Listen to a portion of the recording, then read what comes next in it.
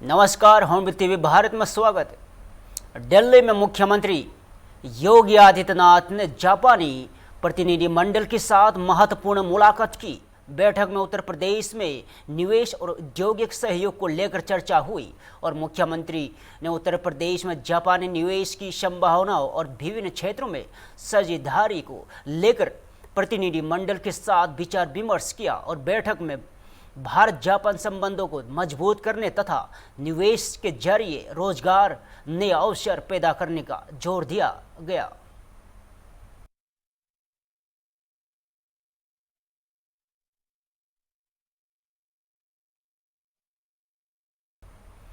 प्रयागराज में बाढ़ प्रभावित इलाकों में राहत एवं बचाव अभियान लगातार जारी है और एनडीआरएफ और एसडीआरएफ की टीमें बाढ़ में फंसे लोगों तक पहुंचकर राहत सामग्री उपलब्ध करा रही है और बाढ़ प्रभावित लोगों को फूड पैकेट, मेडिकल किट्स और जरूरी राहत सामग्री बांटी जा रही है और राहत बचाव दल और नाव के जरिए प्रभावित इलाकों में पहुंचकर लोगों को मदद कर रहे हैं और प्रशासन एवं बचाव एजेंसियां हालत पर लगातार नजर बनाए हुए हैं और जरूरतमंद लोगों तक हर संभव मदद पहुंचाने का प्रयास किया जा रहा है।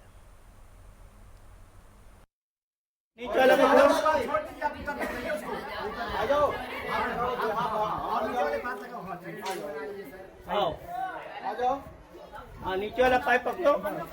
हाँ, ये आने दो। आओ।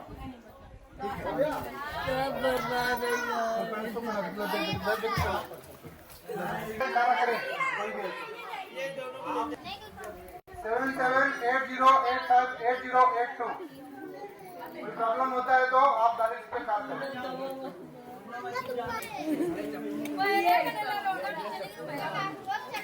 कुछ मकान पुराने हैं, जर्जर हैं, पानी की वजह से गिरने की संभावना।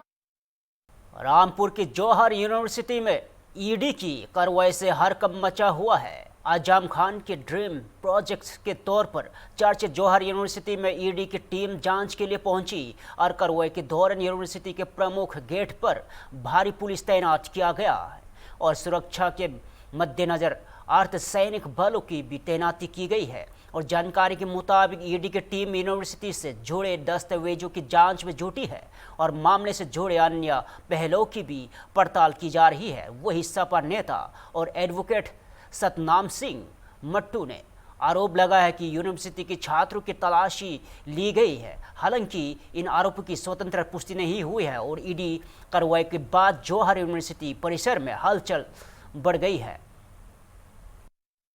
अंदर जाने मान लीजिए ये उनकी पर्सनल ये गेट का इनॉग्रेशन में कि अब आप जा सकते हैं।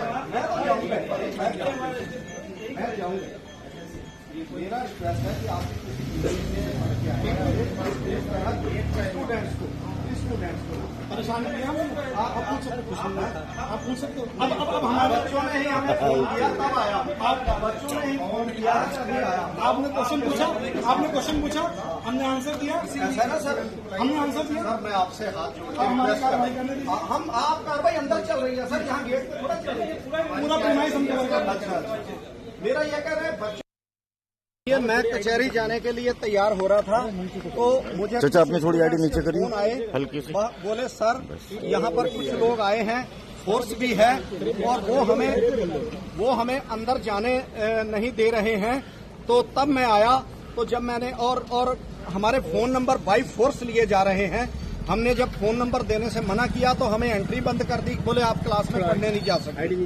और जिन बच्चों के पास फोन नहीं थे, सभी लोग कर लो, या फोन नंबर नहीं थे, उन बच्चों की अंदर एंट्री ही नहीं दी गई है। अच्छा, कौन लोग हैं, क्या है? ये अपने आप को ईडी वाला बताते हैं। हमसे हमारा कार्ड मांगा, हमने इन्हें अपना कार्ड दे दिया कि हम एडवोकेट हैं और हमारी ये पहचान है। लेकिन इनसे हमने कहा आप भी अपना कार्ड दे दो, तो इन्होंने अपना कोई कार्ड नहीं दिया। बोले हम कोई कार्ड नहीं देंगे। लेकिन ये मुझे कोई पता नहीं है। मुझे तो अभी मैं कचहरी आ रहा था तो मुझे किसी स्टूडेंट्स का फोन आया। यहाँ पर कितने लोग हैं जौहर यूनिवर्सिटी में जो ईडी की टीम बता रहे हैं अपने आप? मुझे कोई पता नहीं। लखनऊ के पारा इलाके में बड़ी खबर है। मां पीतम्बरा फैमिली होटल के सामने बड़ी संख्या में कांवड़ियों ने प्रदर्शन शुरू कर दिया है और बताया जा रहा है कि वैदेही सेना के कांवड़िए बड़ी संख्या में मौके पर जुटे हैं और बड़ेश्वर महादेव मंदिर में शिवलिंग पर लगे चांदी के कवर को हटाने की मांग कर रहे हैं। इसी मांग को लेकर कांवड़ियों ने नाराजगी है और प्रदर्शन किया जा रहा है। सूत्र के मुताबिक मौके पर करीब 1500 से 2000 लोगों की भीड़ में जुटी है और प्रदर्शन के चलते मोहन रोड पर यातायात प्रभावित हुआ है और जाम की स्थिति पर बन गई है और स्थिति को देखते हुए पुलिस प्रशासन मौके पर मौजूद है और बड़ी संख्या में पुलिस तैनात है और इलाके में सुरक्षा बढ़ा दी गई है और पुलिस के अधिकारी लगातार स्थिति पर नजर बनाए हुए हैं।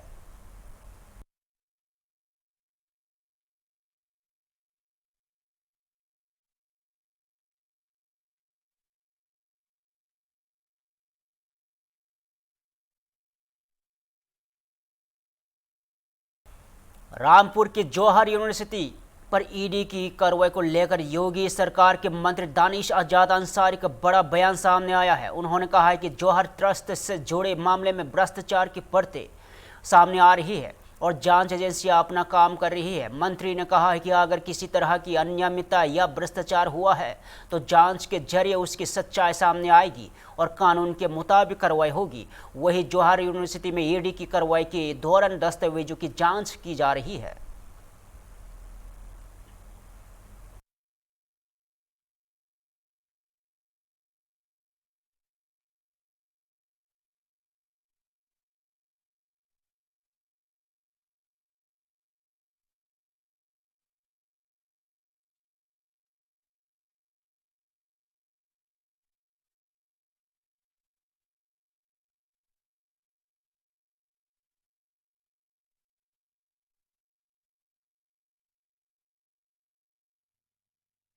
देखिए, जौहर विश्वविद्यालय जब बना तो तमाम नियम कायदे कानून को ताक पर रख के बना।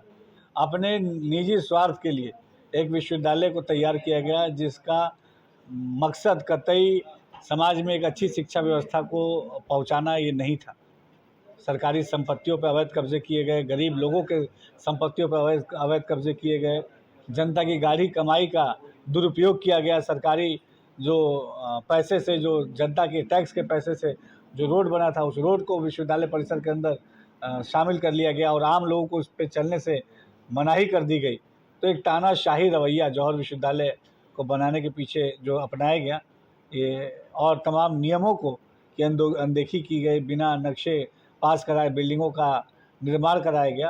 तो बहुत बड़ी अनियमितताओं की शिकायत आम जनमानस के द्वारा मिली थी, उसी की जांच हुई है और उसी जांच के क्रम में तमाम जो फर्दर जो डेवलपमेंट है हो रहा है। लखनऊ में अवैध डायरी संचालकों के खिलाफ नगर निगम ने बड़ी कार्रवाई की है। सोमवार को कार्रवाई के दौरान नगर निगम की टीम और पुलिस प्रशासन पर हमले के बाद मंगलवार को भारी पुलिस बल मौजूदगी में बड़े स्तर पर अभियान चलाया गया है और अभियान के दौरान 197 भैंसों के खिलाफ कार्रवाई की गई और नगर निगम ने अवैध डायरी संचालन लेकर अपना रुख सख्त कर दिया है। वही नगर निगम और पुलिस टीम पर हमला करने वाले आरोपियों के खिलाफ एफआईआर दर्ज जांच शुरू कर दी गई है और मामले में कई आरोपियों की गिरफ्तारी हुई है। और आखिर सोमवार को टीम पर हमला क्यों हुआ, मंगलवार को इतनी बड़ी कार्रवाई कैसे की गई और अवैध डायरियों के खिलाफ आगे नगर निगम का क्या प्लान है, इन सभी सवालों पर पशु कल्याण अधिकारी डॉक्टर अभिनव वर्मा ने जानकारी दी। 16 तारीख को नगर निगम की टीम के द्वारा एक अवैध डेयरी हटाने का अभियान चलाया जा रहा था। इसी दौरान कुछ अज्ञात पशुपालकों के द्वारा नगर निगम टीम पे अचानक से हमला बोला गया और जिससे नगर निगम की टीम के कई वाहन क्षतिग्रस्त भी हुए और कुछ कर्मचारियों को मामूली चोटें भी आई। और इसके अतिरिक्त जो संबंधित दरोगा जी हम लोग के साथ गए थे और पुलिस प्रशासन पर भी हमला किया गया और दरोगा जी को काफी चोटें हैं, उनका सर भी फट गया था। और उसी के क्रम में नगर निगम की टीम के द्वारा कल सोमवार को एक बृहद स्तर पर क्षेत्र में अभियान चलाया गया और बहुत रिकॉर्ड स्तर पे 197 भैंसों को पकड़कर गौशाला और कांजी हाउस में नियुक्त किया गया। बिल्कुल नगर निगम के द्वारा ये कार्य योजना बनाई जा रही है। उच्च अधिकारियों और हमारे अपर नगर आयुक्त महोदय और नगर आयुक्त महोदय के निर्देश पर कार्य योजना बनाई जा रही है। जोनवार इसकी रणनीति भी बनाई गई है और समस्त जोनों से नगर निगम सीमा क्षेत्र अंतर्गत अवैध डेयरियों को हटाया जाएगा और सुनिश्चित किया जाएगा कि डेयरियां पुनर्स्थापित न होने पाए। देखिए, भैंस एक अपदूषण कारक पशु है और नगर निगम सीमा क्षेत्र अंतर्गत हम लोग भैंस पालने की अनुमति नहीं देते हैं। और जो आपने जिन 197 भैंसों की बात की, इनका किसी का भी कोई लाइसेंस नहीं था, ना ही हम लोग के द्वारा लाइसेंस को इनको प्रदान किया जाता है। नगर निगम सीमा अंतर्गत केवल 2 गायों का लाइसेंस प्रदान किया जाता है और एक व्यक्ति एक परिवार के अंतर्गत केवल 2 ही गाय पाल सकता है, वो भी लाइसेंस के साथ। गोरखपुर में जनता दर्शन के दौरान मुख्यमंत्री योगी आदित्यनाथ का सख्त रुख देखने को मिला।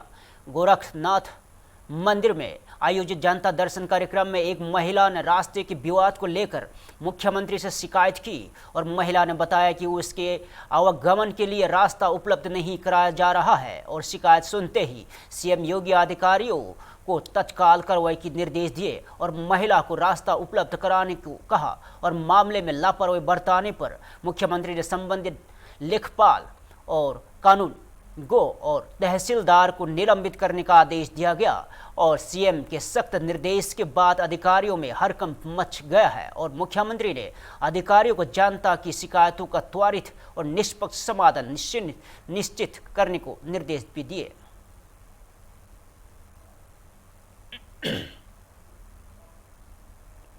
सहारनपुर से कांग्रेस सांसद इमरान मसूद ने कई राजनीतिक मुद्दों पर केंद्र और बीजेपी पर निशाना साधा और पूर्व मंत्री सत्येंद्र जैन की दोबारा गिरफ्तारी को लेकर उन्होंने सवाल उठाए और इसे राजनीतिक बदले की कार्रवाई बताया और इमरान मसूद ने कहा कि इस तरह की कार्रवाई को लोकतंत्र के लिए ठीक नहीं है। वंदे मातरम को लेकर चल रहे विवाद पर भी इमरान मसूद ने प्रतिक्रिया दी। उन्होंने कहा कि कांग्रेस अध्यक्ष मल्लिकार्जुन खड़गे के बयान को जिक्र करते हुए बीजेपी पर राजनीतिक मुद्दों को तूल देने का आरोप लगाया और बीजेपी की टीम और संगठन में संभावित बदलाव को लेकर इमरान मसूद ने कहा है कि यह बीजेपी को आंतरिक मामला है। वही कांग्रेस की आगामी CWC बैठक में छात्रों को जोड़े मुद्दों और राम मंदिर और सरकार पर लगाए जा रहे कथित अनियमितताओं के आरोपों पर चर्चा होने की बात कही और आजम खान की यूनिवर्सिटी पर ईडी की कार्रवाई को लेकर भी इमरान मसूद ने सवाल उठाए और कहा है कि चुनाव के समय इस तरह की कार्रवाई राजनीतिक चर्चा के विषय बन जाती है। देखिए, राजनीतिक प्रतिशोध में ये जो कार्रवाइयाँ होने का एक क्रम देश में शुरू हुआ है, वो लोकतंत्र के लिए बेहतर नहीं होता है। मुझे बस की तो जांच है, जांच का विषय है, क्या है क्या नहीं है कोर्ट देखेगा, लेकिन मेरा मानना यह है कि राजनीतिक प्रतिशोध के साथ कार्रवाई नहीं होनी चाहिए। आम आदमी पार्टी के तमाम नेता कह रहे हैं कि पंजाब के अंदर चुनाव है, उसी के दृष्टिगत ये बीजेपी ने सारा चक्रव्यूह रचा है और उसके तहत इनकी गिरफ्तारी है। मैं कह तो रहा हूँ कि सत्येंद्र जैन को पहले इतने दिन बंद रखा, तबीयत उसकी बहुत ज़्यादा ख़राब हो गई, कोर्ट ने उनको रिलीफ दिया, तो अब नए मामले में यही आजम साहब के साथ हो रहा है, यही सत्येंद्र जैन के साथ हो रहा है। तो राजनीतिक प्रतिशोध के साथ कार्रवाई होना किसी भी सूरत में उचित नहीं है। वंदे मातरम को लेकर जिस तरह से राजनीति गरमाई गई है, उसी के अंतर्गत खड़गे जी ने अब इसको कहा है कि आप जो है महात्मा गांधी जी पर, नेहरू जी पर और अन्य तमाम ऐसे चाहे पटेल जी हैं उन पर भी मुकदमा दर्ज कीजिए, क्योंकि उन्होंने भी इस तरह से इतना ही राष्ट्रगान किया, वंदे मातरम। देखिए, इन्होंने राष्ट्रगान का अपमान किया, ये ट्विस्ट कर रहे हैं। 51 सेकंड का हमारे लिए राष्ट्रगान सर्वोपरि है और बच्चे बच्चे को कंठस्थ है। मुंबई से मनोरंजन जगत की खास खबर सामने आई है। इंडिया गेम शो के सेट में कॉमेडियन भारती सिंह और हर्ष निम्बाचिया के साथ खास बातचीत हुई और इस दौरान दोनों के शो से जुड़े अपने अनुभव और मनोरंजन और दर्शकों के लिए खास अंदाज में अपनी बातें साझा की और भारती और हर्ष की जोड़ी अपने कॉमेडी अंदाज के लिए दर्शकों के बीच काफ़ी लोकप्रिय है। जी, हमने एक्चुअली 2015 से चालू किया था प्रोड्यूस करना, आज 2026 है। गिन चुन के हम लोग 4-5 शोज़ प्रोड्यूस कर पाए अपने पूरे 11 साल के करियर में। कहीं ना कहीं एक एक्टर को कन्विंस करना बड़ा डिफिकल्ट होता है नेटवर्क को कि भाई मैं भी प्रोड्यूस कर सकता हूँ, बिकॉज ऑब्वियसली सब फास्ट के एक्सपीरियंसेस रहे हैं। लेकिन फाइनली जब सोनी में मीटिंग हुई, और मैंने ये शो सोनी में सालों से बेचता आ रहा हूँ, पिच करता आ रहा हूँ, जब भी बात होती है ये शो बना देते हैं, ये शो बना देते हैं। और इस बार उनको लगा कि नहीं यार बनाना है तो फिर ये वाला बनाओ जो आपने यूट्यूब पे बनाया था, बिकॉज उसमें उनको मज़ा भी आया, फन भी लगा, और वो फाइटिंग करा रहे हैं आप लोग और उनको मजा भी आ रहा है। कलेश में तो मजा आता है, किसी के घर कलेश हो तो खिड़कियों से देखने का मजा आता है ना, वो फूटा कटोरी, हाँ बाल पकड़ लिए, हाँ मारा मारा, तो वो आ रहा है। लेकिन ये प्यार वाली फाइट है, इसमें जितने भी कंटेस्टेंट आते हैं वो एक ना, जब शो खत्म होता है ना, घर जाते हैं आप रात को, तब जो आपके साथ काम कर रहे होते हैं उनकी बातें सुननी चाहिए। लेकिन जब हम रात को शो ख़त्म करते हैं 10:30-11 बजे, ओ मज़ा आ गया, सारे कंटेस्टेंट बोलते हैं फ्रेश हो गए यार, मज़ा आ गया, ख़त्म है, इसके बाद कोई गेम नहीं है, तो लगता है कि आपने अच्छा शो बनाया। क्योंकि जाते वक्त जब थके हुए शो से निकलते कोई किसी को बाय भी नहीं करता, निकल जाते हैं इधर है वो कल का कर रहे हैं, कल परसों, तो बहुत अच्छा लगता है। मैं तो इन्हीं चीज़ों से देखती हूँ, क्योंकि मुझे बैक स्टेज क्या हो रहा है वो नहीं पता, मैं फ्रंट स्टेज वाली हूँ, बैक स्टेज वाले ये हैं। और मैं तो जैसे आज शूट है, कल मेरा रेस्ट है, परसों मेरा रेस्ट है, बट इसका आज शूट है, कल से फिर से काम शुरू हो जाता है, तो मुझे बैक स्टेज नहीं पता होता, और मुझे ये भी नहीं पता होता कि आज कौन कौन सा आर्टिस्ट है, क्योंकि मैं जो हर्ष के काम होते हैं बैक स्टेज वाले कभी बीच में नहीं पड़ती है, कल क्या कर रहे हैं हम, कौन कौन से गेम है, कौन कौन आ रहा है, मैंने आज तक कभी नहीं पूछा।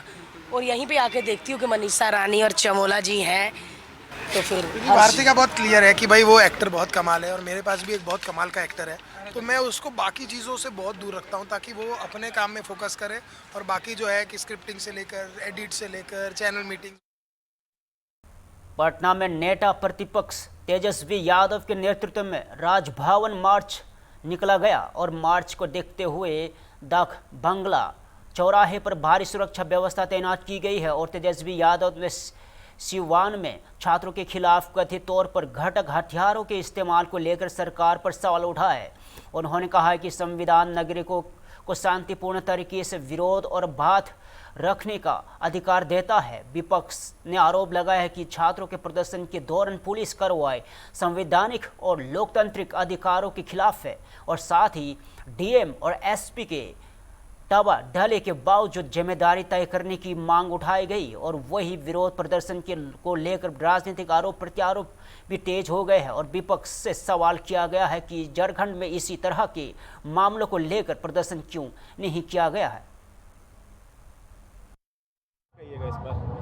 छात्रों के हक में इसे कहा भी जा सकता है, नहीं भी, क्योंकि हम लोग व्यवस्था के विरोध में सरकार ने जो कार्रवाई की है उसके खिलाफ है। संविधान की इस बात की गारंटी है कि हमको पूजा करने, देश में घूमने, कहीं भी जाने, इबादत करने, पढ़ने लिखने, घर बनाने, ज़मीन खरीदने, सबकी आज़ादी है। जुलूस निकाले, प्रदर्शन करने में अपने अधिकार के लिए मजदूरों को, छात्रों को, नौजवानों को, बेरोजगारों को, सबको अधिकार है। निहत्थे लोगों पर सिवान में जो AK-47 से गोली चली है, ये अधिकार पुलिस को नहीं है, ये अधिकार सरकार को नहीं है। अब तक इस देश में कहीं भी AK-47 का किसी भी प्रदर्शनकारियों पर गोलियां नहीं चलाई गई है, चाहे विद्यार्थी हो, छात्र हो, नौजवान हो, बेरोजगार हो, किसान हो, मजदूर हो, जो भी हो। तो ये एक तरह से संविधान पर हमला है, लोकतंत्र पर हमला है।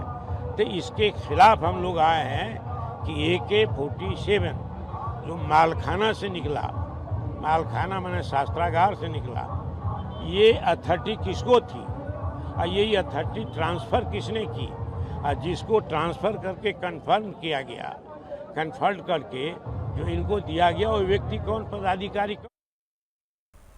भोपाल से लाडली बहना योजना को लेकर बड़ी खबर है। मुख्यमंत्री डॉक्टर मोहन यादव ने रक्षाबंधन के मौके पर प्रदेश की बहनों के लिए आर्थिक सहायता की घोषणा की है।